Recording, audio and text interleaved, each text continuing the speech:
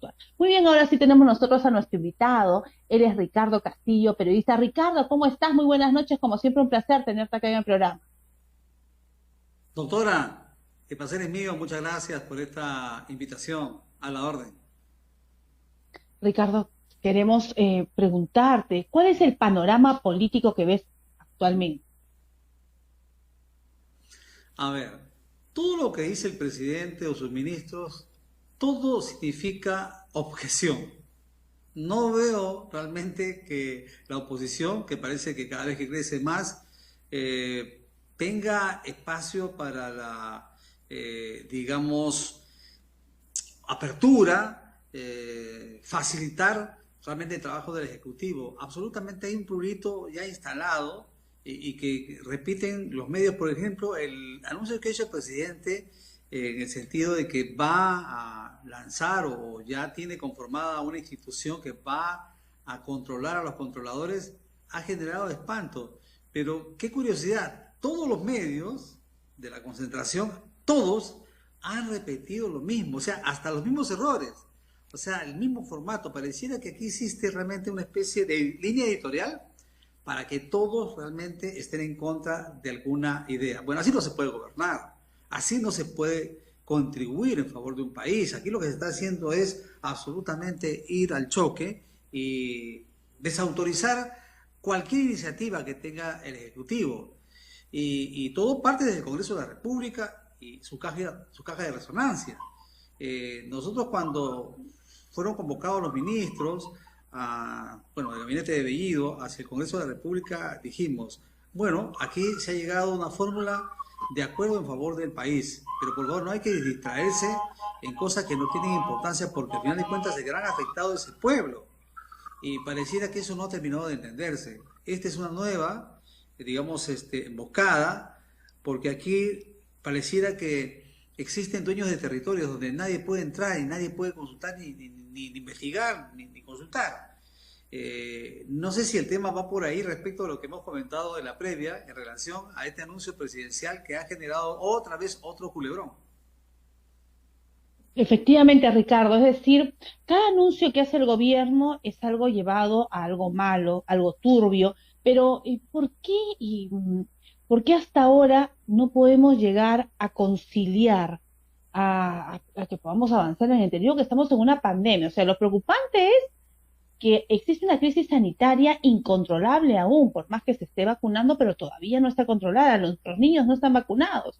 Entonces tenemos todavía gran parte de población o porcentaje de la población que es vulnerable y por otro lado hay mucha gente que no cree en la vacunación porque piensa pues que las vacunas no son las correctas, etcétera, etcétera, etcétera. Entonces todavía nos va a tardar buen tiempo a que tengamos ya a la población y que se los convenza, porque si no, por libre voluntad no dejan que se vacunen, ¿cómo vamos a hacer, Ricardo? Entonces, bajo esa premisa, ¿cómo podemos hacer para que no se empuje, no se esté llevando contra las cuerdas a este actual gobierno y tratar de impulsar subrepticiamente una vacancia? A ver, estamos perdiendo el tiempo, digo, estamos porque aquí, eh, a ver, insisto nuevamente, hay una campaña de absoluta desautorización a todo lo que diga oficialmente el gobierno. O sea, aparece el presidente de la República, un enunciado, un pronunciamiento, un discurso, todo está mal. No hay, digamos, esa capacidad para contribuir en favor de la gestión de la actual administración para que funcione el proyecto país. Aquí se está viendo todo de manera absolutamente egoísta, se va simplemente a hacer fiscalización. ¿Qué fiscalización? Esto simplemente es una oposición por oposición. Hay que hacer todo lo posible para tumbarse este gobierno y la gente comienza a darse cuenta. Tú sabes que nosotros no hacemos periodismo por encargo, pero si el presidente de la República hace un anuncio de control, yo creo que hay que mirarlo como un filtro más. Porque, a ver, dígame usted, doctora, usted que es una persona adelantada en estos temas, han pasado cuántas administraciones y usted ve a la Contraloría General de la República y dice, a ver, ¿qué está pasando con la municipalidad y el gobierno regional? El latrocinio es puro. O sea, estamos viendo realmente un ejercicio absolutamente desleal con los fondos del Estado. Y si un presidente quiere cambiar eso y quiere controlar al controlador, en este caso al contralor, inmediatamente aparecen todos los medios, la concentración y todos los aludidos, porque dentro, te cuento una cosa, ¿qué instituciones fiscalizan a la Contraloría, por ejemplo? ¿Qué instituciones? Por ejemplo, tú conoces, Mercedes, que las universidades estatales también fiscalizan a la Contraloría. ¿Sabías que están las municipalidades? Que están, por ejemplo, una institución como FONASA, por ejemplo, JUNAEP, JUNJI. Bueno, si hay tanto control, ¿por qué campea la corrupción? No ha cambiado. Yo creo que el presidente de la República no está inventando nada nuevo. Lo que está, me escucho, no está diciendo algo que la gente no conoce. Lo que pasa es que nos hemos conformado a dejar pasar, dejar hacer, y que las instituciones que tienen, por supuesto, su espacio ganado, simplemente ¿qué hacen? Como es el caso del Contralor General de la República, no, nadie puede tocar su puesto, nadie puede fiscalizarlo, nadie puede ver qué está haciendo ni cómo lo está haciendo. Yo digo, ¿quién controla al controlador? Esto parece un juego de palabras, pero acá es el asunto definitivamente determinar de una vez por todas cómo se tienen que manejar los dineros del Estado. Y hay que fiscalizarlo, sí. Yo lo veo esto más que como un hecho de equivocación, de desinformación, como un filtro más, pero urgente, como un filtro de necesidad a uno en estos casos para poder realmente preservar, cuidar con mucho escrúpulo lo que significa pues los dineros del Estado. No, yo no veo la alarma que ahora han encendido por todos lados diciendo que el presidente no sabe, que se equivocó. No, lo que pasa es que el presidente sabe y la gente también está de acuerdo, y en este caso suscribo, y ojo, yo no pertenezco ni tengo función pública ni nada que se le parezca, y no soy beneficiario de nada, simplemente digo, un momentito, han pasado tantas gestiones, ¿y qué se ha hecho para controlar, para acabar, para cortar con la corrupción? Nada, este es un ensayo más, una posibilidad que aparezca una entidad, no sé cómo se va a llamar, qué nombre va a tener, el asunto que es un filtro más, no hay que erizarse.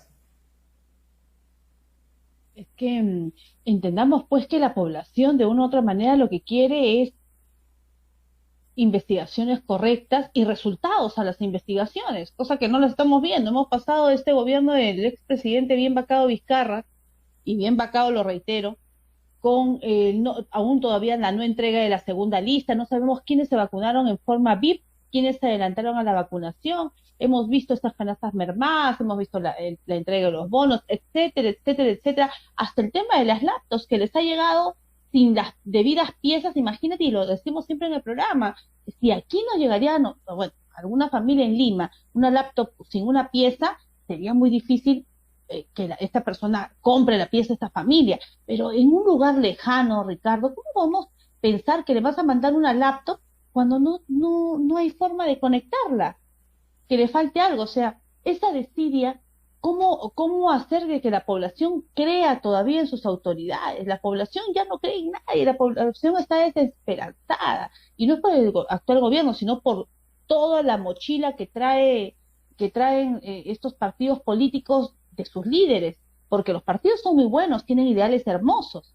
El problema son las personas, que los ideales no lo hacen, lo dejan, claro, en el momento en que piden tu voto, te dicen lo mejor, pero cuando llegan, se olvidan de la población, y prueba de ella tenemos todos los gobiernos que han pasado uno tras otro, y este gobierno todavía está comenzando.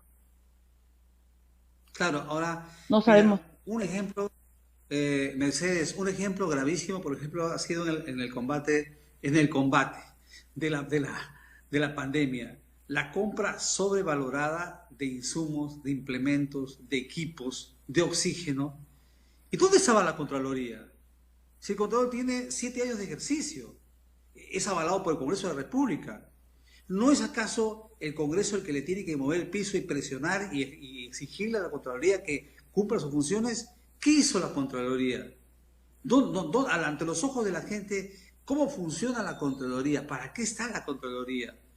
Y si la Contraloría no ha funcionado, porque ha sido más que una vergüenza, un escándalo inhumano el que se ha cometido en plena pandemia, cuando se negociaba a espaldas de la gente que estaba muriendo medicamentos, se negociaba la compra de insumos, de mascarillas, la más cara del mundo, de digamos, los famosos mandilones, los más caros del mundo, y así me pasaría toda la noche dando la nómina, la lista de insumos, de recursos logísticos que tenían que usarse, y todos en precios sobrevalorados. ¿Dónde estaba la Contraloría? ¿Por qué no levantó su voz en ese momento? ¿Por qué no levanta su voz y le patea la puerta, por ejemplo, a un municipio que está en contubernio, alcalde y regidores, levantándose los dineros de una jurisdicción? Lo mismo pasa en los gobiernos regionales. Entonces yo creo que aquí es lógico y hay que reflexionar, señores, ¿qué institución va a ser la que haga cumplir realmente, preservar los recursos de todos los peruanos? ¿En qué momento se va a cortar y se va a poner realmente en su lugar a quien corresponda? Quienes meten la mano en las cajas del Estado, ¿a dónde tienen que ir? A la cárcel. Y la Contraloría General de la República, hasta el momento, yo estoy percibiendo, a raíz al frente, a los hechos y a la luz de todo lo que pasa, no está cumpliendo ese papel de fiscalizador para acabar con esta lacra que significa pues el peor de los atrasos del otro país, que es la corrupción. Ojo, que es un tándem, siempre decimos eso, ¿eh? Es corrupto y corruptor. Claro, acá el corrupto normalmente se va a la cárcel, es un funcionario de más de medio, es un alcalde, un gobernador, pero y el corruptor la pasa de cantor. ¿Y dónde está la Contraloría? Y el defensor del pueblo, Ricardo, brilló por su ausencia. El defensor del pueblo, te digo, Mercedes, brilló por su ausencia. ¿cuántas instituciones hay?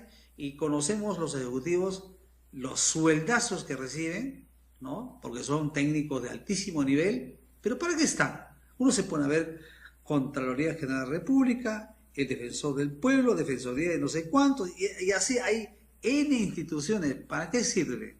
¿En qué momento coordinan? ¿Cuándo cruzan información? ¿Por qué no hay la ejecución inmediata de la ley en contra de aquel que delinque? Se ha convertido en una especie de carta blanca, una especie de estatus en la cual el corrupto del sector público pasa como cantor. Con él no es. Además hay que hacerlo así, porque si no roba él, si no robas él, si no robas tú, va a robar él.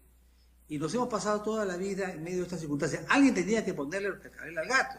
Y ahora todo el mundo salta. ¿Por qué? Porque va a haber una institución que va a supervisar. Dicen, no, se va a aumentar la burocracia. Un momentito, ¿vamos a permitir que se siga robando? Ahora, en el curso de información van a salir las cosas. Pienso yo. Qué situación para complicada. Ricardo, y el tema de los tribunos que están con los mandatos vencidos es también algo preocupante actualmente. Mercedes, el peor ejemplo de estas circunstancias ha sido el proceso eleccionario. ¿Cómo puede ser posible que se empuje un país a un proceso eleccionario con toda la crispación que estamos viviendo, con toda esta suerte de manejo a mansalva? Y, por ejemplo, el representante del CAL nunca se designó. Se crearon todas las condiciones para que pasara un proceso, el proceso de elecciones, un segundo proceso, no se conocía. Después ya, ok, se aprobaba, de repente no, que regrese la nómina, la lista de los votantes.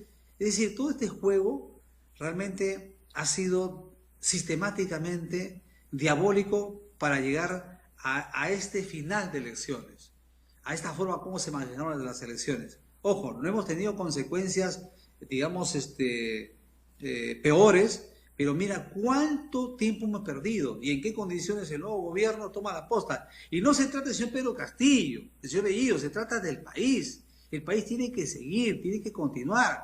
Y se habla y se dice, no, es que no da confianza. Por favor, aquí hay muchos actores que están generando desconfianza, son los petardistas y después le echan la culpa al Ejecutivo. Yo no digo que el Ejecutivo sea perfecto, que tenga los ciudadanos más idóneos. Bueno, ¿quién tiene los ciudadanos más idóneos en estos momentos? De los partidos políticos, por ejemplo. ¿Cómo están actuando? ¿Cómo mueven sus fichas en el Congreso de la República? ¿A qué se juega? No se está pensando en el país, se está pensando cómo hacemos para vacar a Castillo.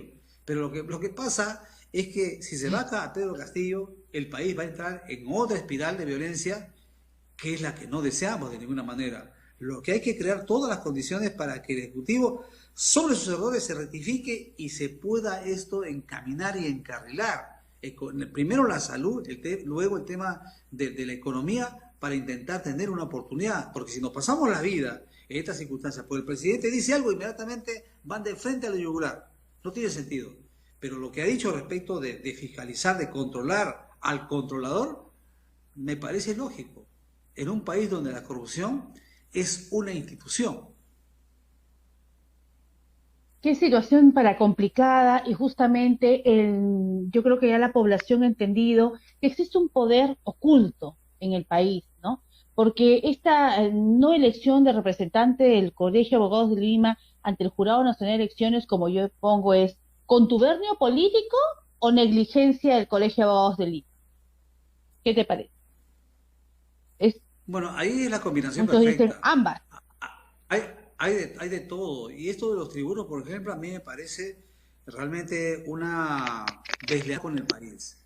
Una deslealtad porque lo que se está poniendo pero en permanente duda son decisiones trascendentes para el Perú. Cuando se quiere hacer algo en economía, inmediatamente hay que vaya esto al Tribunal Constitucional, se deslegitima. Por ejemplo, alguien tiene que pagar los impuestos, está totalmente demostrado que es un deudor moroso, o alguien que ha incumplido, y como son millones y millones, que vaya al Tribunal Constitucional. No tiene la razón el Congreso, no tiene la razón el presidente de la República o el presidente del Consejo de Ministros.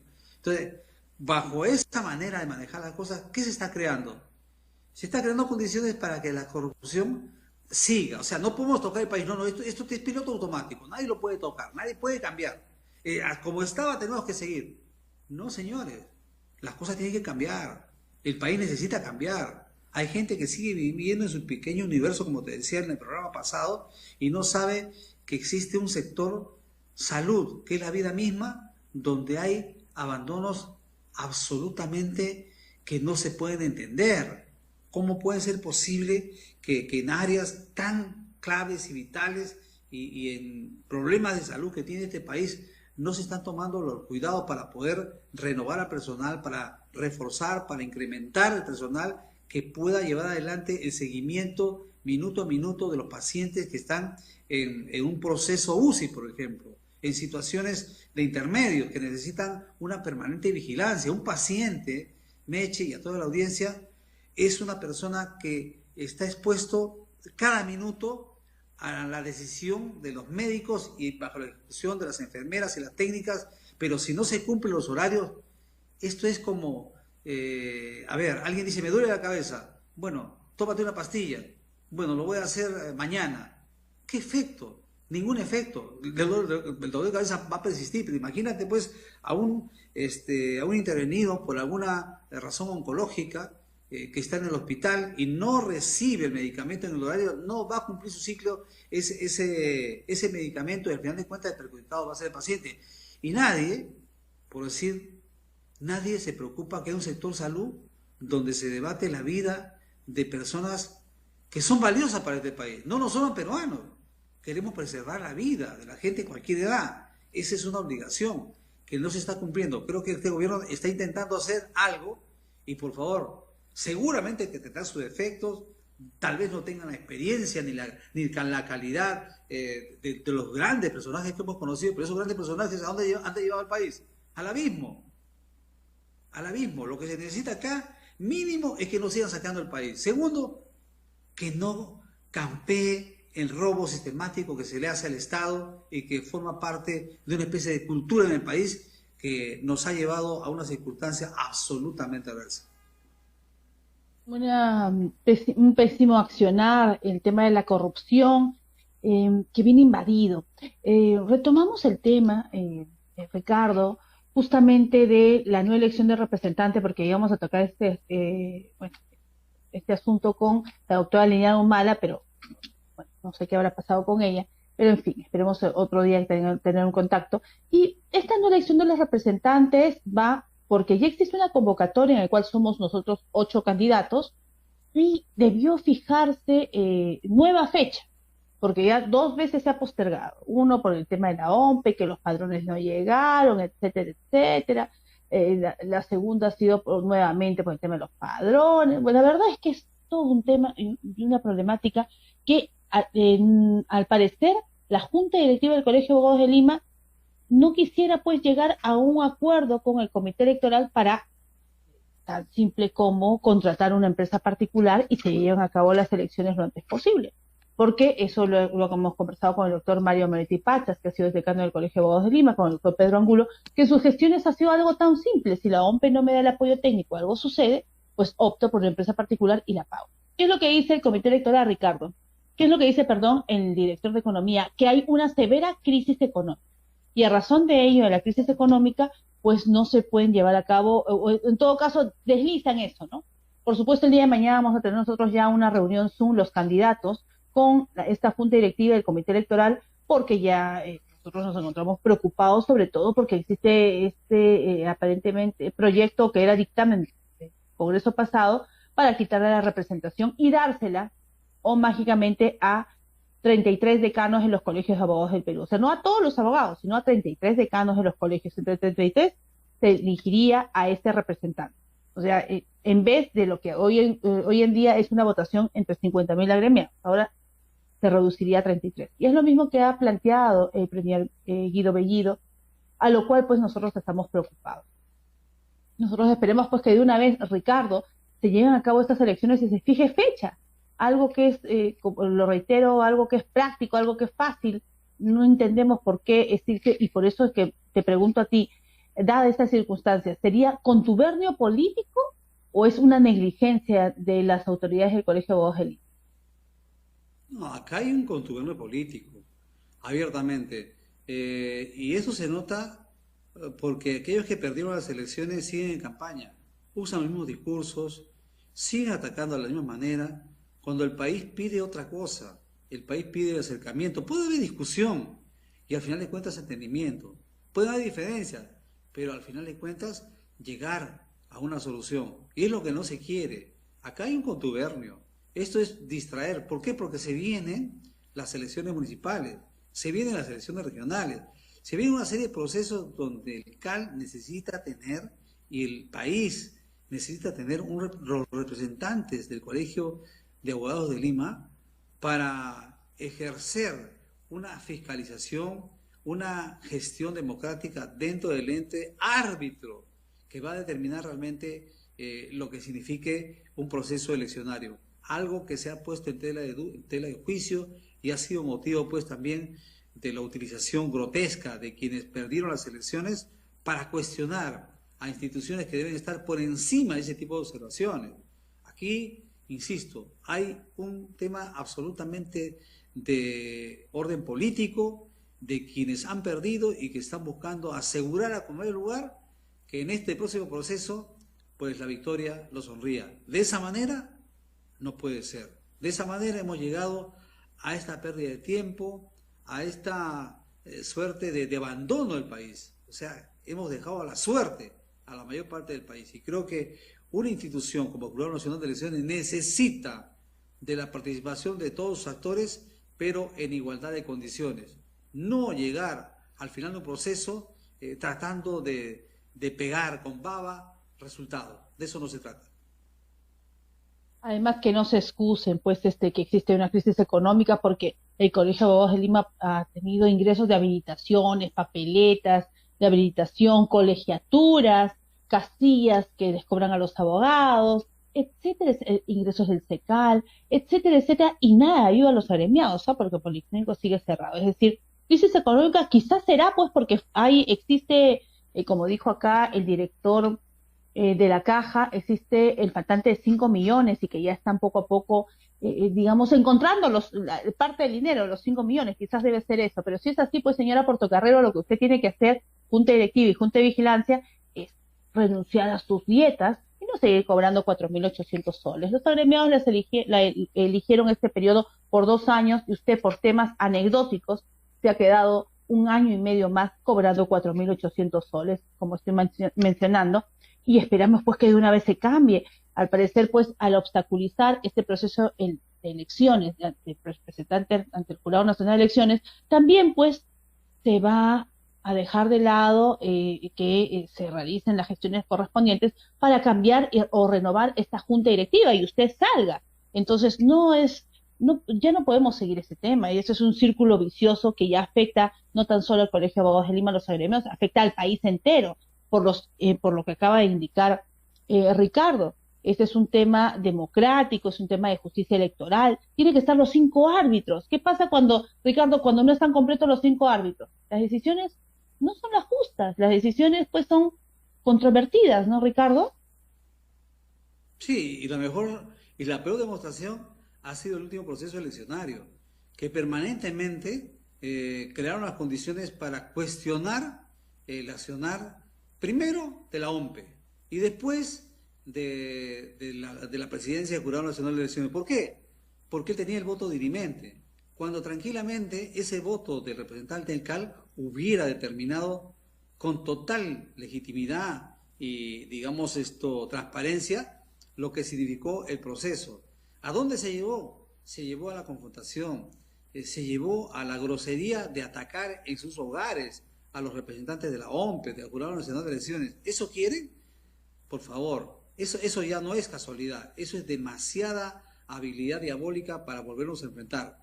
Vienen procesos electorales y urge que el Colegio de Abogados de Lima también, a través de sus digamos, de su masa democrática, se exprese abiertamente ahora, más que nunca, para que con tiempo los candidatos que representan la posibilidad de llegar a esa instancia, pues tengan el tiempo de desarrollar una campaña democrática, tengan los espacios para pronunciarse y explicarles a la ciudadanía por qué están postulando y para qué quieren llegar y por qué. Todos tenemos que estar alertas desde ahora, no esperar que venga el proceso de la campaña electoral para recién comenzar otra vez un proceso eleccionario que determine quién va a ser representante del CAL. Eso, la verdad que eso ya no resiste ninguna observación tibia.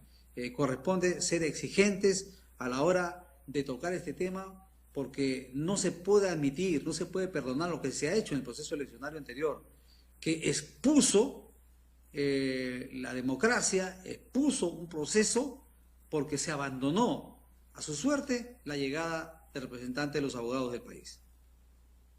Esperemos que la reunión virtual que vamos a tener, tanto la Junta Directiva, la decana con los candidatos y el comité electoral, simplemente sea para indicar que se va a optar por contratar una empresa particular, como hizo el periodo del doctor Mario Mauricio Pachas. Doctora Portocarrero, usted era su vicedecana, es decir, usted ya tiene bastante experiencia, porque usted en esa época, con el doctor Moretti, usted era la vicedecana, 2 años ha estado vicedecana. 2 años, 2018-2019 en el CAL. 2020, otro año más, vamos contando, ya van 5. Ahora, medio año más, ya va pasando, 5 y medio. Por favor, usted tiene ya bastante tiempo en la dirección del Colegio de Abogados de Lima como para que sepa que el tema democrático es lo que debe primar, porque son 217 años de trayectoria de una institución antigua por la cual la Constitución le reconoce y le da ese privilegio para elegir este representante. O sea, no lo hace porque se le ocurrió al legislador, sino que miró y dijo qué institución ética, con valores, con trayectoria, y volteó al Colegio de Abogados de Lima. Por eso es que, y que un abogado, por supuesto, con la debida votación, en forma universal, voto secreto, etcétera, etcétera, que en forma masiva se elija. Entonces, por eso es que ustedes están infringiendo el mandato constitucional. El artículo 179 lo decimos acá todos los días, dice el Colegio de Abogados de Lima. ¿Y quién personifica el Colegio de Abogados de Lima? Es la decana y su junta directiva. Y en el estatuto, que es algo interno, de las rejas para adentro, es el estatuto es el comité electoral, que es autónomo. Pero, en conclusión, para la Constitución, ustedes tienen que ayudar a que se lleve a cabo la elección entre esos 8 candidatos y serán los agremiados los que elijan. Al fin y al cabo, si deciden elegir a uno o al otro, bien, este es un tema democrático y como hombres y mujeres de derecho tenemos que respetar la decisión y dar el ejemplo a la población y sobre todo darle tranquilidad que este pleno del Jurado Nacional de Elecciones esté elegido por los 5 y que los 5 van a votar. ¿Y qué van a votar? Por supuesto, hubiese sido señora Portocarrero, junta directiva, hubiese sido ideal que estos árbitros estén completos para estas elecciones tan importantes y hubiesen traído un poco más de tranquilidad, por supuesto, a la población. Pero ahora que se vienen las revocatorias, que se vienen las elecciones municipales y regionales, al menos, no esperemos pues que nos quiten más la representación una más, Ricardo, es decir, nosotros en el Colegio de Abogados de Lima, en este periodo que está la señora Portocarrero, la Junta Directiva, hemos perdido al menos el tema del cuarto piso, que era algo tradicional, histórico que teníamos ahí en el Colegio de Abogados de Lima, lo perdimos. Luego de ahí nos han multado el Indecopi, hemos tenido 1001 cosas que mejor ya ni las recuerdo, y es terrible, Ricardo, pero esperemos pues que se elija este representante, que se renueve la junta directiva y que por favor ya se vayan de una vez, porque yo creo que la mayoría de gremiados ya no los quiere, y es una gestión desgastada. Ricardo, muchas gracias por tu participación en el programa. Como siempre, un placer tenerte acá. De igual manera, Mercedes, también para mí una honra. Solamente quiero decir lo siguiente en el final. ¿Cómo No no? proceder, no proceder como debe ser en este proceso eleccionario el representante del CAL es ser cómplice de este silencio. Este silencio administrativo, este silencio sistemático nos está empujando nuevamente a un proceso eleccionario que va a tener muchas dificultades en esta oportunidad, mucho más de lo que hemos vivido en la anterior. ¿Por qué? Porque los que han perdido están enfilando todas sus baterías y esperanzas en esta próxima contienda. Y va a ser un peligro de marca mayor si el CAL no elige a su representante. Deja absoluta sospecha este silencio. Mercedes, buenas noches, muy amable. Muy buenas noches, ha sido Ricardo Castillo, periodista, muy reconocido en el gremio.